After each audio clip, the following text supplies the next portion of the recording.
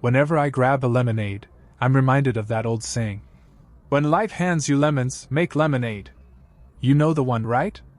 Anyway, as I pulled into the parking lot outside our small one-bedroom apartment, the one I shared with my wife, Madison, I started thinking about our marriage. Was it starting to feel like a pile of spoiled lemons? Or was I just imagining things? I stepped out of the car, grabbed the mail, mostly bills, junk ads, and the usual stuff addressed to current resident. I felt completely drained, which had become a routine feeling after working 16-hour days, 4 days a week, plus picking up extra hours on my so-called day off at the fast food joint down the street. The grind was necessary, though. We had bills to take care of, and we were trying to save up for a house. On top of that, I was hoping to do something special for Madison for our upcoming 5-year anniversary. Madison was pulling her weight too, taking care of the house and working part-time at a travel agency, though her pay wasn't anything to brag about. My main gig was in customer service, 40 hours a week, dealing with complaints and processing orders over the phone. It was a grind, but the pay was decent, and the benefits were top-notch. I made about $18 an hour, plus monthly commissions and a bonus every 6 months, depending on how the company performed. Honestly, my commission checks usually added up to more than my hourly pay. On top of that, I clocked hours at the fast food place, taking orders and working the cash register. It wasn't glamorous, but it was a change of pace. I'd been doing this double shift thing for nearly 2 years now, and it was wearing me out. But on the bright side, our finances were solid, and we had a nice chunk of change saved for a down payment on a house. All in all, I pulled in over $7,000 a month before taxes. My plan was to quit the second job once we were financially secure. After the anniversary cruise, I figured it'd be a good time to take a step back and reassess things. With how crazy my schedule was, Madison had taken over the bills for the past year, and she seemed to be handling it just fine. She'd even managed to score us tickets for a 5-day Caribbean cruise at a steep discount through her job. I decided to go all out and upgrade to a suite with a balcony and ocean view. I was really looking forward to spending some quality time with her.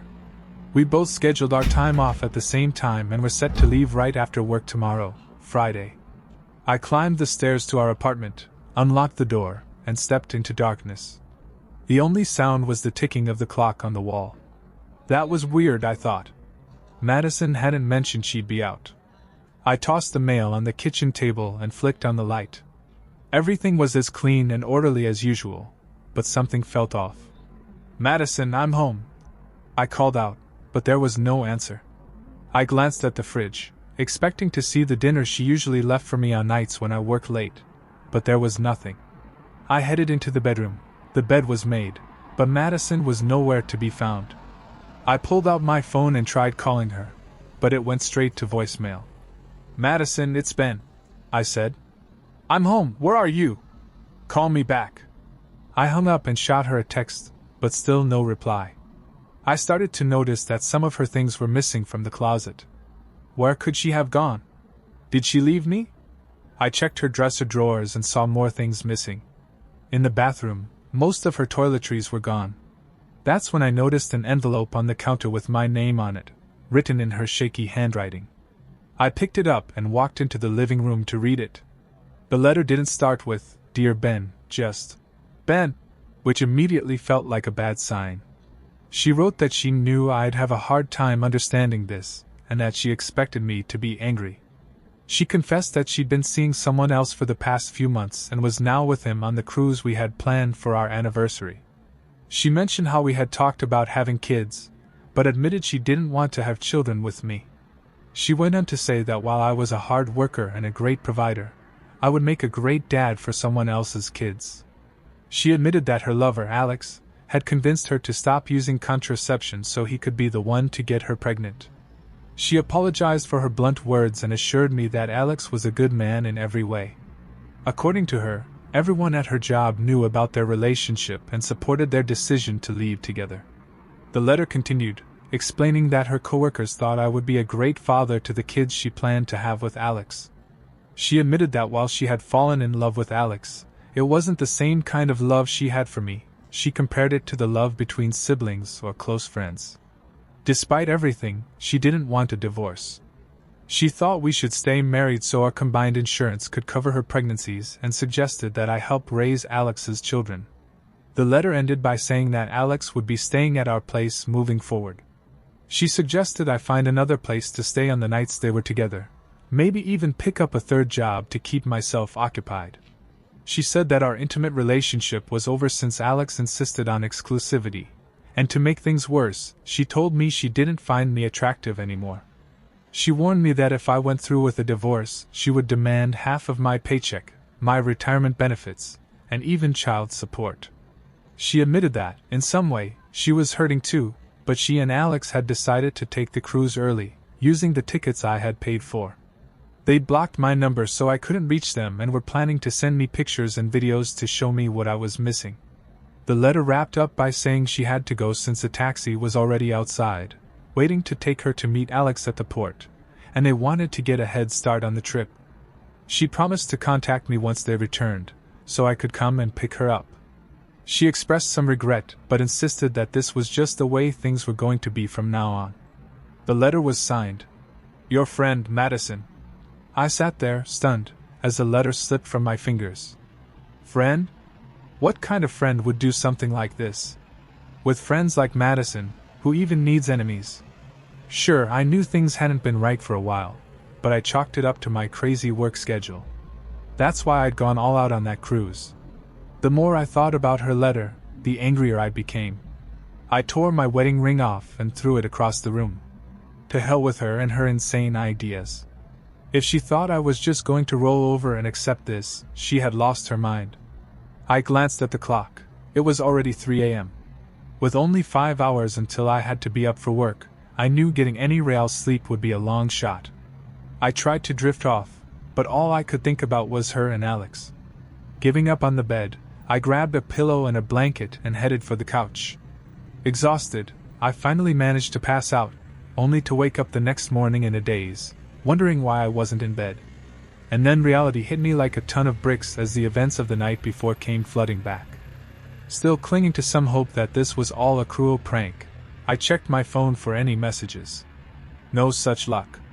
Dragging myself to the bathroom, I showered, got dressed, and grabbed a quick cup of coffee before heading out the door. Trying to focus at work was nearly impossible with all that had happened, especially with people griping about petty things. My coworkers noticed I wasn't myself, and after lunch, my boss, Poppy, called me into her office. That was never a good sign. She seemed genuinely concerned and asked me to close the door behind me. Poppy asked if everything was okay at home and suggested I think about quitting my fast food job since I already had 2 jobs. After a moment, I decided to open up to her.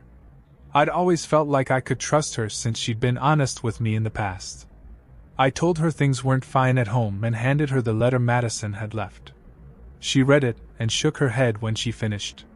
She told me, kindly but firmly, that I needed to get my head back in the game at work. Apparently, a few coworkers had already complained about my short fuse that morning. After reading the letter, though, she understood the weight I was carrying. Realizing I had a vacation scheduled for the following week, she suggested I take the rest of the day off with some comp time. She even offered to refer me to a divorce attorney she had used, giving me a name and number. She mentioned that she'd been through something similar, and encouraged me to reach out to the attorney, telling me to mention that Poppy Bradley had sent me. I was thankful for her advice and thanked her, and she urged me to take the next week to figure things out and come back with a clear head. With a smile, she added, "Remember, there are plenty of fish in the sea." I gave her a nod and said, "I hear you, Poppy," before thanking her again. I shut down my computer and let my cubicle mate know I'd be out for about a week. He waved goodbye as I left. Once I got to my car, I pulled out the note with the attorney's contact information and dialed the number. A receptionist from Williams and Bledo answered, and I asked to speak with Louise Williams, mentioning that Poppy Bradley had recommended her. After a couple of minutes on hold, the receptionist came back and told me Ms. Williams was in court that afternoon, but had an opening at 4 p.m. I agreed to the time and jotted down the address before ending the call. I realized I had a little time before my appointment, so I decided to swing by the travel agency where Madison worked. I figured I might be able to talk to someone about canceling the trip and maybe even get a refund. When I walked into the office, the 4 women at the front desk glanced up at me, their expressions making it clear that they were aware of what had happened. I approached Jenna, the receptionist, and she greeted me with a smile, but there was something awkward in her tone. When I asked if Madison was there, Jenna glanced around before telling me that Madison wasn't in that day. Then she handed me a large envelope, explaining that Madison had told them to give it to me if I came by. The women in the office wore smug expressions, leaving me unsure just how much they knew. As I opened the envelope, a mix of Madison's perfume and a strange odor hit me. Inside, I found her soaking wet underwear, neatly folded. Disgusted, I used a pencil to push them aside, revealing her wedding rings covered in some white, gooey substance, undeniably Alex's. At the bottom of the envelope, there was a USB drive. Horrified, I turned to Jenna, who smirked at me. Looking around, I saw the other women doing the same. I demanded to know if they thought this was funny. Jenna, suddenly embarrassed, looked away. She explained that the thumb drive had pictures and videos from a Bon Voyage party they'd thrown for Madison and Alex the day before. According to Jenna, Madison thought I would enjoy them. At that moment, an older woman stepped out from the back office, leaning casually against the wall, watching me. She told me that Madison and Alex had already left, and yes, everyone in the office knew about their relationship. When I asked if they approved of it, she just shrugged and asked, "What do you want?" I told her I wanted a refund. I explained that I had paid for the cruise, and I wanted my money back. She replied that the tickets were non-refundable and sarcastically mentioned how generous it was of me to let Madison put Alex's name on one. Furious, I told her that what Madison did was fraudulent and demanded my money. The woman refused, saying it wasn't going to happen. Frustrated beyond words, I declared I would sue the agency and anyone involved. As I turned to leave, Jenna stopped me, apologizing for everything and explaining that Madison had made them believe I was okay with it. She even suggested I let Madison enjoy the cruise, saying there'd be other opportunities for me. Intrigued by Jenna's odd sympathy, I asked if she was married. She said no. I then shared how much it hurt to be betrayed by someone who once claimed to love me and warned her that she might face a similar heartbreak one day. I didn't hold back. I made it clear how much I despised Madison. I told Jenna to pass on the message to Madison that I hoped she would end up alone, forever. Jenna and the other women looked visibly shocked as I stormed out, leaving them speechless. I still had a couple of hours before my meeting with Louise Williams, so I parked at a nearby park under some shade and set my phone's alarm for a quick nap. As I leaned back, I thought about the injustice of it all, wondering if there was any fairness left in the world. The nap offered some relief, but when I woke, my neck felt stiff and sore.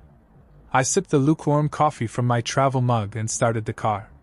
When I arrived at the office building where Louise worked, I caught a glimpse of myself in the rearview mirror.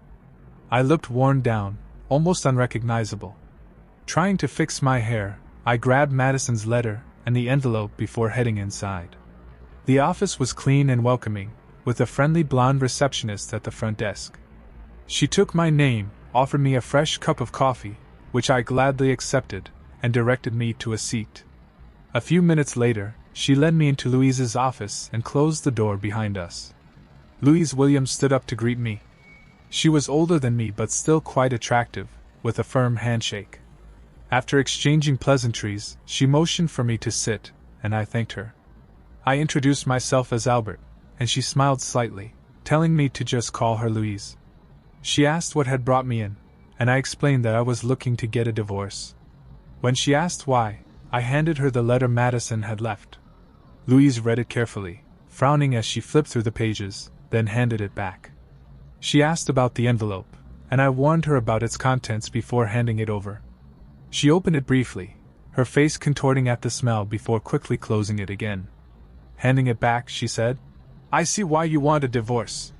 She then asked what my goals were in the divorce process. I told her I wanted to make sure Madison faced consequences for what she did, especially since the travel agency defrauded me out of more than $2,000. Louise leaned back and explained that, unfortunately, family courts in our state are more concerned with financial matters than justice. She thanked me for Poppy's referral and added that, since we didn't have any kids, things would be a lot simpler. I mentioned that we were renting a small apartment and saving up for a house. Louise nodded, saying it was good that we didn't own any property together, one less thing to divide. She asked about Madison's income, and I told her it was about the same as mine, around $18 an hour. Louise explained that I might still have to pay spousal support for a couple of years, unless Madison remarried, and that we'd likely have to split all our assets, including retirement savings.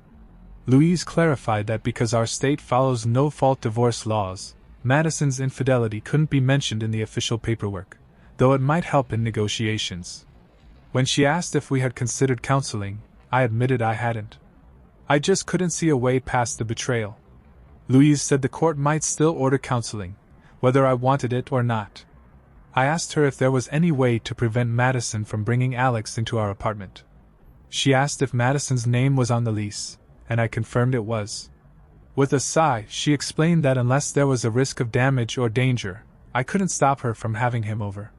Frustrated, I asked if there was any justice left in this process. Louise looked at me sympathetically and said that divorce is something you endure more than anything else. I couldn't help but chuckle at the truth in her words. She suggested that maybe Madison would rethink everything once she came back and proposed the idea of a legal separation first, as a kind of cooling-off period. If, after that, I still wanted a divorce, we could move forward. Louise also advised me to consider quitting my second job. Earning more might increase the financial demands Madison could place on me, and frankly, I seemed overworked. She could tell I was wearing myself down.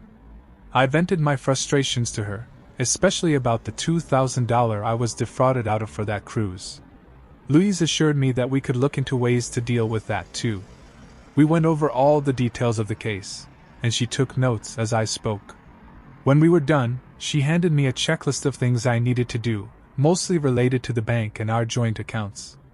After shaking her hand, I headed out, leaving a retainer at the front desk on my way out the door. Even though I still felt like crap about the whole situation, at least I was doing something about it now. I was seriously thinking about quitting that second job. It was wearing me out anyway. I made up my mind to go in and speak to the manager the next day to hand in my notice. On my way home, I stopped by the bank to make the changes Louise had recommended. I paid off the joint credit card Madison and I shared, then canceled it. I also took out half of the money from our joint accounts and moved it into a separate one I'd been using for my bonuses and commissions. Madison didn't have access to that account, so I figured it was safe. Originally, I'd been saving that money for a house, but now, well, that dream was out the window. When I got home, I grabbed the mail from the box before heading inside. After reheating some leftover meatloaf Madison had made earlier in the week, it was one of those dishes she liked to make in bulk and freeze for later, I sat down to eat and sort through the mail. It was mostly junk, ads, flyers, and the usual garbage addressed to occupant or resident. But one envelope caught my eye. It was a handwritten invitation, addressed to me in elegant calligraphy from some place called Collins Gallery. I nearly threw it out with the rest, but curiosity got the better of me. Inside was an invitation to a private art showing. I wasn't sure if this was something Madison had signed me up for. She was always trying to get me interested in art. But with my busy work schedule, I never had the time. The invitation said I was to be there at 9:30 a.m. sharp. As I stared at it, I felt this strange pull to attend. Don't ask me why, it didn't make sense. I stuck the invitation on the fridge with a magnet, figuring it might be worth going. If nothing else, it could take my mind off things for a while. Determined to face the envelope Jenna had given me earlier, I grabbed a pair of latex gloves and opened it carefully, bracing myself for the smell. I found Madison's underwear again, still damp, with her wedding rings nestled in the wettest part. I put them in a plastic sandwich bag and sealed it tight. I wiped down the USB drive with disinfectant wipes, though I wasn't sure if it would help. Still, better safe than sorry. I set up my laptop and inserted the drive, dreading what I might see. The folder contained a bunch of photos showing Madison with a guy I assumed was Alex. They were drinking and hanging out with friends from her office. Alex's hands were all over her, and the others, including their supervisor, seemed to be in on the joke. They were all smiling and laughing. Then came the worst of it. More photos showed Madison, undressed, leaning over a toilet bowl. 2 girls, one of them Jenna, were holding her underwear, the same pair with the rings I had given her nearly 5 years ago. The final picture showed Madison, still undressed, smiling at the camera while waving, her underwear and rings lying beneath her. I had never felt so humiliated in my life. A wave of intense hatred washed over me. I clicked out of the photo folder and found another labeled Videos. I hesitated but eventually clicked play on one of the files. I didn't focus much on the images. Mostly, I just listened to what they were saying. In the last video, Madison was adjusting herself over the toilet bowl while the others brought in her underwear. She took off her rings, and Jenna, along with another woman, held out the underwear for her. They handed the rings to an older woman, who carefully placed them on the garment to make sure they didn't fall into the toilet. Jasper asked Madison if she was ready, and she looked straight into the camera, declaring her plan to urinate on the rings and expressed how little she thought of our marriage. She even instructed one of the girls to prepare the envelope with photos and videos for me, ensuring I'd receive it the next day if I came by. Jenna nodded in agreement, and Madison waved goodbye to me, along with the rest of them. Jasper smirked at the camera, saying he'd take care of Madison in my absence, making a snide remark about me footing the bill for everything. When the video ended, I felt sick to my stomach. I'm not usually a violent guy, but right then, I wanted to destroy them all with my bare hands. I buried my face in my hands, overwhelmed with anger and humiliation. I couldn't understand why she'd do this to me. I had never cheated, never hurt her. All I did was work myself to the bone to give us a good life. If she had just told me I was working too much, I would have cut back. But she never said a word. Suddenly, an idea came to me, and I quickly pulled up the travel agency's website. It was part of a larger organization based in New York, with offices all over the country. I found the emails for the CEO and chairman of the board. Without a second thought, I wrote an email threatening legal action and attached the video files. Then I hit send. Looking around the living room, I saw pictures of Madison and me on the walls and the end tables. That set me off. I ripped every one of them down, tearing her face out of each one. I wasn't sure what to destroy next when the doorbell rang. Who the hell could that be? Peeking through the peephole, I saw Jenna standing there with another woman from Madison's office. I couldn't remember her name at the moment. Reluctantly, I opened the door, glaring at them. They both flinched at my expression. Jenna quickly begged to talk, and I demanded to know what they wanted. Suspicious of their motives, I was in no mood to listen to anything they had to say. When they asked to come inside, I pulled out my phone and started recording before letting them in. We sat on the couch, and I told them to get to the point. I wasn't offering them any drinks, and I wanted them gone fast.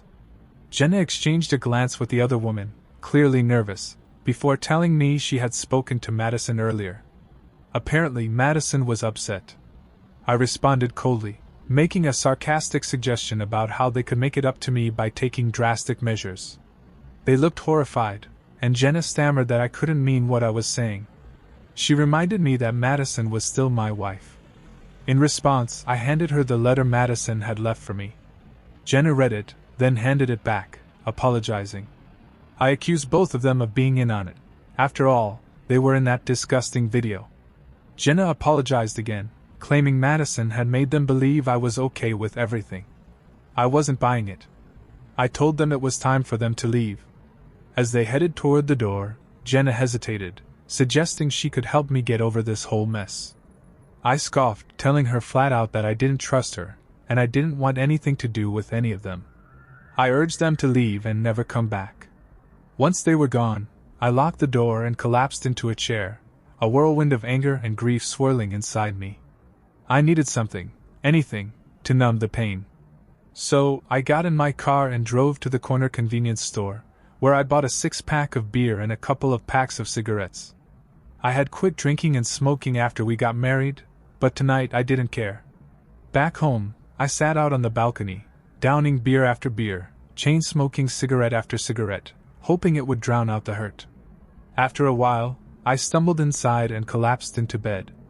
The next morning, I woke up with a pounding headache and the foul taste of beer and cigarettes still lingering in my mouth. After showering and brushing my teeth, I got dressed and stared out at the too bright sunlight streaming in through the window. It felt like the universe was mocking me. I dragged myself up and decided to face the day. My first stop was the fast food joint where I worked my second job. Chester, my manager, was a decent guy, and when I told him what was going on, he shook his head and promised he'd find someone to cover my shifts. I thanked him and left, feeling slightly lighter. Next up was my meeting at Williams and Bledo with Louise. The receptionist was friendly and led me to the conference room, where Louise was already waiting with a stack of papers in front of her. She smiled warmly when she saw me. "Good to see you, Albert," she said, gesturing toward a chair. "I've gone through everything you gave me, and I've got a plan." She laid out the steps we'd take for the divorce and the complaint against the travel agency. Her confidence was reassuring, and for the first time since Madison left, I felt a tiny flicker of hope. We talked for a while longer, and she promised to keep me updated. As I left her office, I felt a mix of relief and lingering anger. It wasn't going to be an easy road, but at least I wasn't facing it alone. On my way home, I decided to swing by the Collins Gallery. That invitation had been on my mind, and I figured a distraction wouldn't hurt. The gallery was small and elegant, filled with various artworks. As I walked into the gallery, a woman with dark hair and a calm presence approached me. "Welcome to Collins Gallery. I'm Melanie Collins. How can I help you today?" I handed her the invitation. "I got this yesterday and thought I'd check it out." Melanie smiled warmly. "Ah, yes, we're having a private showing today. Please follow me." She led me to a room in the back where several pieces of art were on display. The space was peaceful, with soft music playing in the background. As I wandered around, a sense of calm settled over me. One painting, in particular, caught my attention, a vibrant, abstract piece that seemed to pulse with energy. "That's one of my favorites," Melanie said, appearing beside me. "It's called Rebirth. It's incredible," I admitted, still mesmerized by the piece. "I can't explain it, but it speaks to me." Melanie nodded thoughtfully. "Art can do that. Sometimes it says what we can't put into words." We talked for a while, and I found myself opening up about everything that had been weighing me down. Melanie listened without judgment, offering a sympathetic ear. By the time I left, I felt a little lighter, like some of the burden had been lifted. The weeks passed, and I settled into a new routine. Mornings at my customer service job, evenings filled with meetings with Louise, therapy sessions, and regular visits to the Collins Gallery. Melanie and I had become friends, and her presence was a comfort. She made the world feel a little less harsh. One evening, as I was leaving the gallery, my phone buzzed. It was a text from Louise, asking me to call her. My heart pounded as I dialed her number. "Albert, I have some news," she said when she answered. "Florence got the divorce papers. She's not happy, but that's to be expected. There's more, though. Something you need to know." I braced myself. "What is it?" "Jasper has a criminal record, fraud, embezzlement, identity theft. This could work in our favor." It felt like a punch to the gut, even though I had suspected Jasper was trouble. This just confirmed it. "What does this mean for me?" I asked, trying to process it all. "It strengthens our case," Louise explained. "We can argue that Florence's association with him puts her in a bad light, especially since she's been using your money. This could impact the division of assets and alimony." "Thank you, Louise," I said, feeling a mix of gratitude and relief. "I appreciate everything you're doing." After the call, I felt a surge of determination. Florence and Jasper's betrayal still cut deep, but now I had a chance to fight back. I drove home with a sense of purpose, ready to face whatever was coming. As the days turned into weeks, I grew more comfortable with my new routine. Each visit to the Collins Gallery offered a welcome escape from the chaos my life had become. Melanie's calming presence and our conversations brought me a peace I hadn't felt in months. One morning, I woke up to an email from Louise. She had attached some documents for me to review and sign. The divorce proceedings were moving faster than I'd anticipated, and discovering Jasper's criminal history had tipped the scales in my favor. I signed the papers and sent them back, feeling a mix of relief and anticipation. It was finally happening.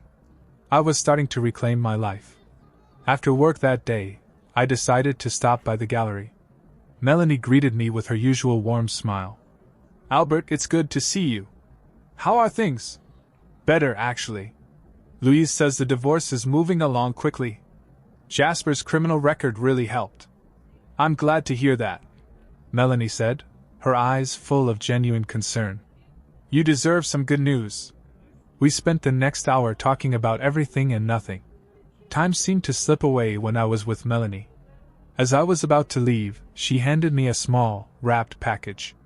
"What's this?" I asked, surprised. "Just a little something for you," she said with a smile. "Open it when you get home." Curiosity piqued, I thanked her and headed back to my apartment. Once inside, I unwrapped the package and found a beautifully framed photograph of the rebirth painting. Attached was a note in Melanie's elegant handwriting, a reminder that every end is a new beginning. The warmth of her gesture spread through me, and I placed the photo on my nightstand. Melanie's kindness had been a beacon in the storm of my life. That night, I slept better than I had in months. The following week, I got another call from Louise. "Albert, we've got a court date," she said. "It's in 2 weeks. Are you ready?" "As ready as I'll ever be," I replied. "Thank you, Louise. I couldn't have done this without you." "You're welcome, Albert. Stay strong, and we'll get through this." In the days leading up to the court date, I focused on my work and continued visiting the gallery. Melanie and I had grown closer, and I found myself looking forward to our conversations more and more. She had a way of making the world seem brighter, even on the darkest days. Finally, the day of the court hearing arrived. I dressed in my best suit, feeling a mix of nerves and determination. When I got to the courthouse, Louise was there waiting for me, her presence reassuring. The hearing was intense.